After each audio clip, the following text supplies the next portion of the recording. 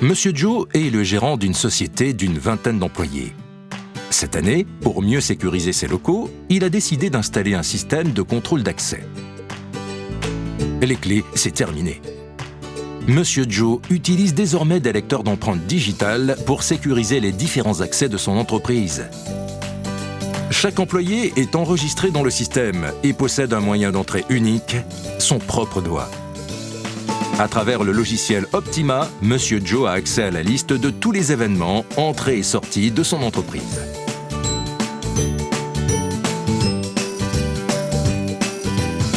Monsieur Joe associe à chacun de ses employés des zones et des horaires d'accès.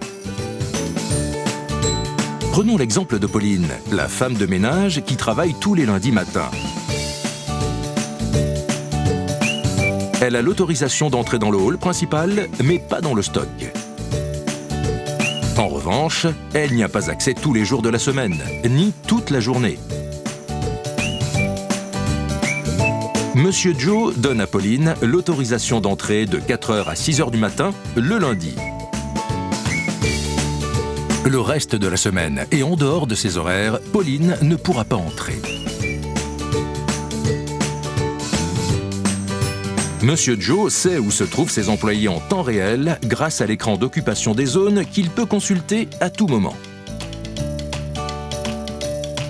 Il y a en ce moment 6 personnes de l'atelier à la cantine.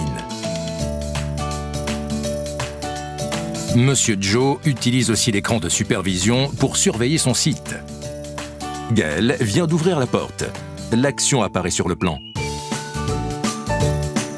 Monsieur Joe peut également effectuer une action telle qu'activer ou désactiver son système d'alarme. Voilà qui est fait. Un technicien vient de quitter l'entreprise. Il faut donc suspendre ses autorisations d'accès. Monsieur Joe va sur le profil du technicien. Il n'aura désormais plus accès à l'entreprise.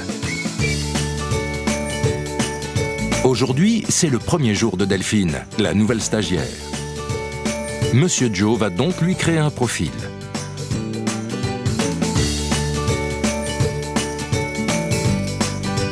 Définir des autorisations d'accès pendant une période déterminée, à savoir pendant la durée de son stage. Puis, Monsieur Joe va prendre une photo de Delphine et l'ajouter sur son profil. Enfin, Monsieur Joe choisit le doigt d'accès. Delphine n'a qu'à poser son doigt sur le lecteur. Ça y est, elle est enregistrée. Elle apparaît donc dans la liste des événements. Lorsque Jérôme est parti hier soir, il a oublié de poser son doigt sur le lecteur. Monsieur Joe active donc la fonction anti-passback, qui empêche Jérôme de rentrer s'il n'a pas pointé lors de sa sortie. De cette manière, il n'oubliera plus de poser son doigt lorsqu'il sort du bureau. Monsieur Joe voudrait savoir où se trouve un employé qui n'est pas revenu à son poste. C'est le cas de Gaël. Monsieur Joe va donc localiser son profil dans l'entreprise. C'est bon, Gaël est en fait à la cantine. Monsieur Joe dispose aussi d'une application mobile qu'il peut consulter à tout moment lorsqu'il est absent. Il garde donc un œil sur son site.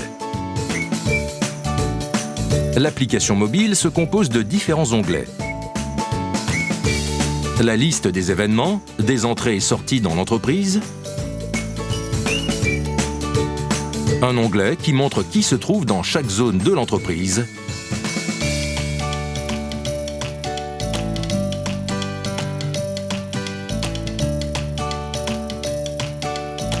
Ou encore un autre onglet permettant de piloter les portes à distance.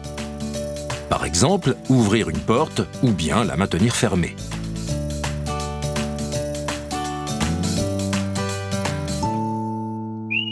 Monsieur Joe utilise aussi le système de reconnaissance de plaques qui ouvre automatiquement la barrière du parking aux voitures autorisées. Dans l'historique avancé, Monsieur Joe peut afficher les tentatives d'accès refusées qui ont été enregistrées dans le système. En cas d'incendie, Monsieur Joe reçoit automatiquement sur son téléphone une liste des personnes présentes sur le site. Finalement, le contrôle d'accès, c'est un outil de management modulable pour faire de chaque entreprise un lieu plus sûr.